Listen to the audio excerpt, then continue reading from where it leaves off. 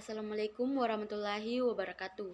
Perkenalkan, kami dari kelompok 6 akan memaparkan materi kami yang berjudul periklanan dan merancang iklan. Nah, adapun anggota kelompok kami yaitu saya Repi dan saudari Suryani beserta dengan saudari Fitra Ramadhani dan yang terakhir saudara Aril Hidayat.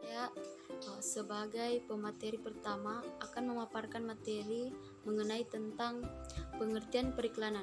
Adapun periklanan merupakan tempat atau alat yang digunakan perusahaan atau seluruh pengusaha dalam menjual produknya atau dalam menjual barang-barangnya kepada konsumen atau seluruh masyarakat. Nah, tanpa adanya iklan, maka para produsen atau distributor tidak akan dapat menjual produknya. Begitupun dengan para konsumen tidak akan dapat memiliki informasi yang memadai terhadap yang mengenai tentang produk barang dan jasa yang ada di pasar. Nah, adapun periklanan ini berfokus pada media massa, yaitu surat kabar, televisi, radio, dan papan iklan. Selanjutnya, pengertian periklanan menurut para ahli, yaitu salah satunya menurut M. Suyanto.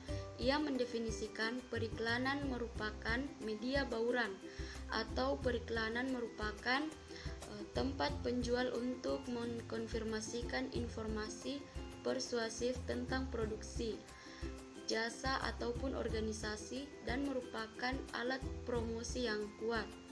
Dan ia juga menjelaskan tentang peranan periklanan dalam pemasaran suatu produk, yaitu untuk membangun kesadaran terhadap keberadaan produk yang ditawarkan, menambahkan pengetahuan konsumen tentang produk yang ditawarkan, membujuk calon konsumen untuk membeli atau menggunakan produk tersebut, dan untuk membedakan diri perusahaan tersebut dengan perusahaan yang lainnya.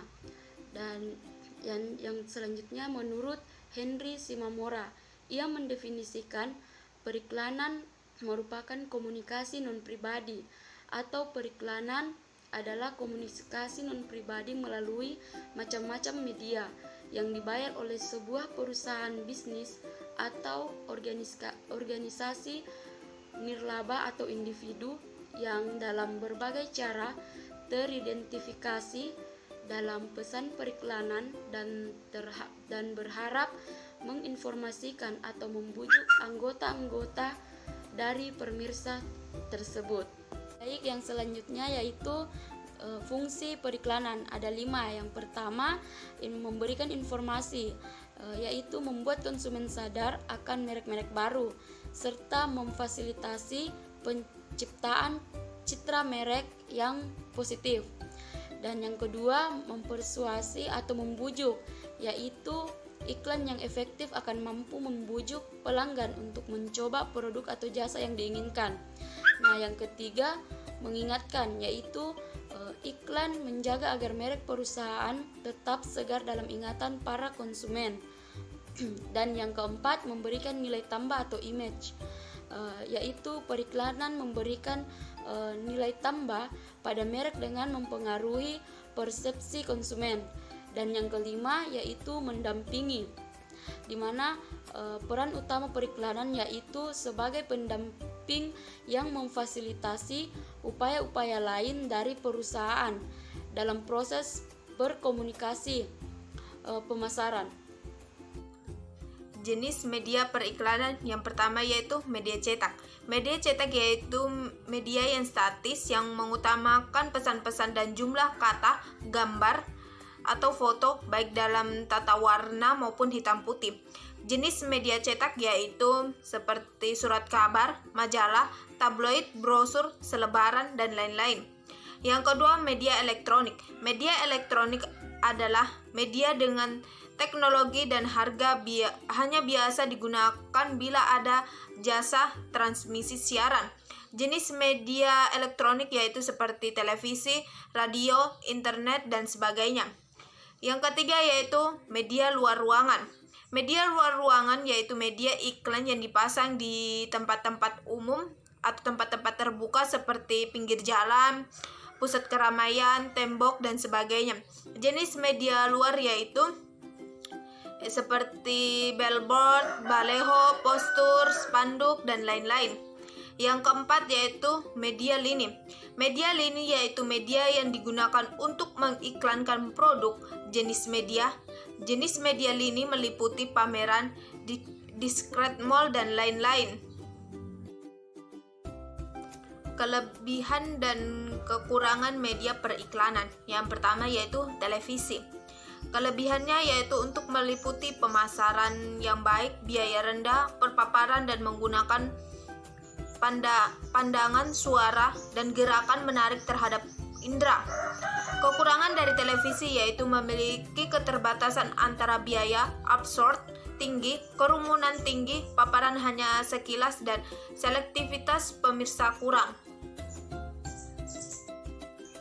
Yang kedua, surat kabar. Surat kabar memiliki kelebihan yaitu fleksibilitas, ketepatan waktu, liputan pasar lokal yang baik, penerimaan luas, tingkat kepercayaan tinggi.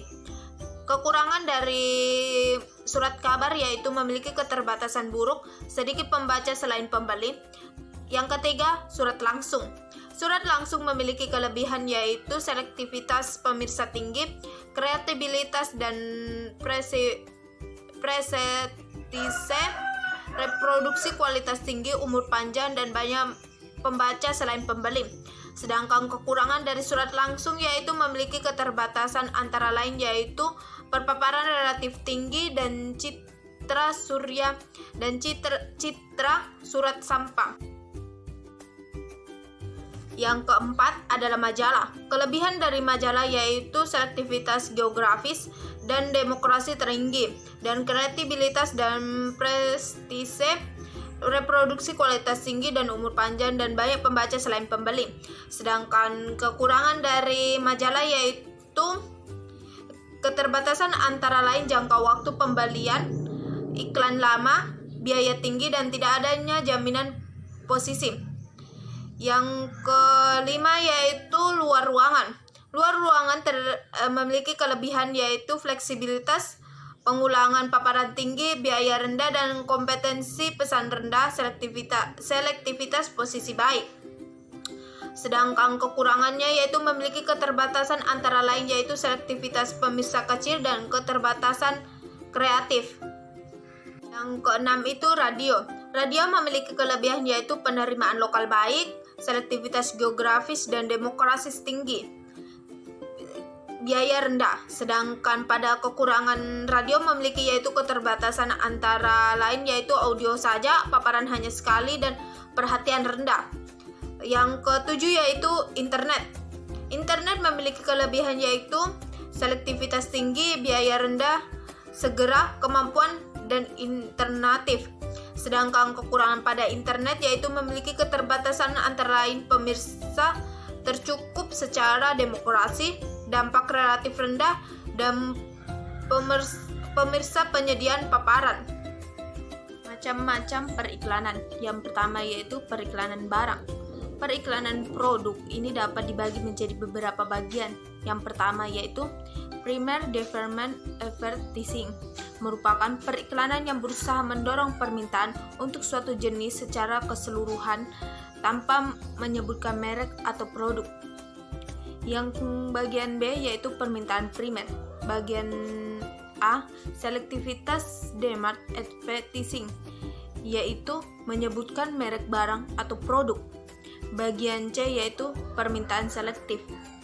Bagian D, periklanan kelembagaan. Periklanan kelembagaan terbagi menjadi beberapa golongan. Yang pertama yaitu Potragal Institute Advertising. Penjualan berusaha memikat konsumen dengan menyatakan suatu motif pembeli pada penjual tersebut, dan bukunya motif membelikan produk tertentu. Bagian 2, Public Relation Institutional Advertising, merupakan bentuk pengertian bank tentang perusahaan kepada para karyawan. Yang ketiga, Public Service institutional advertising, menggambarkan tentang suatu dorongan kepada masyarakat untuk menggunakan kendaraan dengan hati-hati. Periklanan nasional. Periklanan nasional terbagi menjadi beberapa bagian. Yang satu, periklanan nasional. Periklanan nasional disponsori produk dengan distribusi tertentu. Yang kedua, periklanan regional. Periklanan regional adalah periklanan yang terbatas di daerah tertentu. Yang ketiga, periklanan lokal. Periklanan lokal adalah periklanan yang dilakukan oleh pengecer dan ditujukan kepada pasar lokal saja. Bagian F yaitu periklanan pasar. Periklanan pasar terbagi menjadi beberapa bagian. Yang pertama yaitu consumer advertising, ditujukan kepada konsumen. Yang kedua, tragedy advertising, ditujukan kepada perantara perdagangan, terutama pengecer. Yang ketiga yaitu industrial advertising, ditujukan kepada pemakai industri. Merancang iklan. Merancang dan merencanakan suatu strategis kreatif, suatu riset iklan, perlu adanya suatu konsep yang jelas agar tahu arah desain yang akan dibuat menuju kemana. Dalam merencanakan dan merancang suatu desain iklan, diperlukan konsep kreatif yang jelas. Konsep kreatif tidak jelas dari berbagai elemen, yaitu sebagai berikut. Naskah berita atau iklan merupakan yang terpenting dalam penyusunan pesan dengan dukungan tipografi yang menonjol. Tujuan yang diperhatikan dalam penyusunan naskah berita adalah untuk memberikan pengertian singkat tetapi benar-benar menengah kepada target agar berminat. Yang kedua yaitu teks atau body copy. Teks atau body copy ini merupakan kalimat teks iklan yang merupakan uraian pesan-pesan yang bersangkutan. Yang ketiga, logo. Logo yaitu penyajian atau tampilan, nama, bentuk seragam, tulisan atau ciri khas perusahaan secara visual atau Japanese Fonts Periklanan 391/1996. Merancang iklan yaitu yang pertama, pilihlah gambar yang mudah diingat, sederhana tetapi mengejutkan. Umumnya adalah pihak yang terbaik. Contohnya seperti siluet iklan iPod yang mencolok dan berwarna-warni. Ini sangat abstrak, tetapi karena gambar ini terlihat berbeda dari iklan-iklan yang lain, menjadi mudah bagi orang-orang untuk mengenalinya. Dan yang kedua, perlihatkan perbedaan dengan pesaing utama Anda. Sebuah burger hanyalah sebuah burger, tetapi jika Anda berpikir seperti itu, Anda tidak akan pernah menjual produk Anda. Gunakan iklan untuk menonjolkan keunggulan produk Anda dibanding dengan produk pesaing. Untuk menghindari tuntutan hukum, pastikan hanya menggunakan pernyataan tentang produk Anda, bukan produk mereka.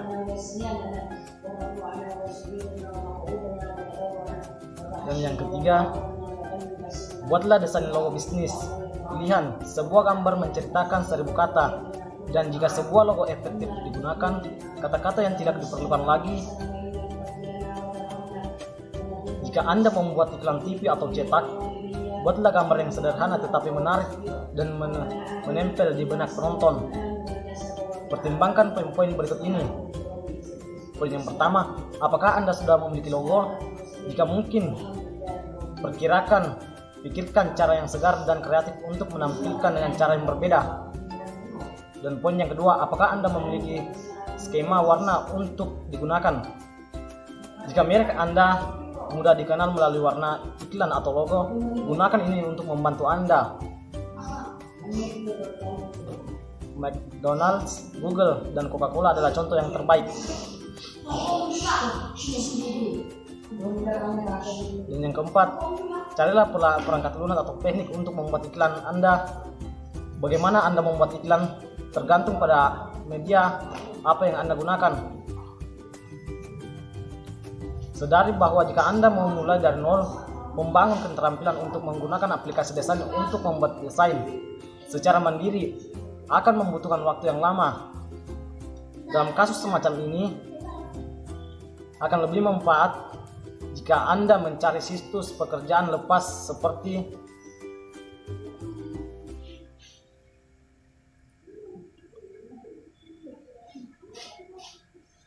Jika Anda ingin mencobanya sendiri, berikut adalah saran untuk memulai. Yang pertama, jika Anda membuat iklan, cetak dan skala kecil seperti selembaran atau iklan majalah, coba gunakan program seperti Adobe, Index, dan Photoshop. Atau jika Anda mencari program gratis, gunakan GIMP dan Fix. Yang kedua, jika Anda membuat iklan video, coba gunakan Emox, Picats, dan Windows Media Player. Yang ketiga, untuk iklan suara, Anda bisa menggunakan Audacity atau iTunes. Dan yang terakhir, untuk iklan skala besar seperti spanduk atau papan iklan, Anda mungkin harus menggunakan jasa cetak untuk membuatnya. Tanyakan program yang mereka rekomendasikan. Sekian dari saya kira dengan ucapan wabillahi taufiq wal hidayah. Wassalamualaikum warahmatullahi wabarakatuh.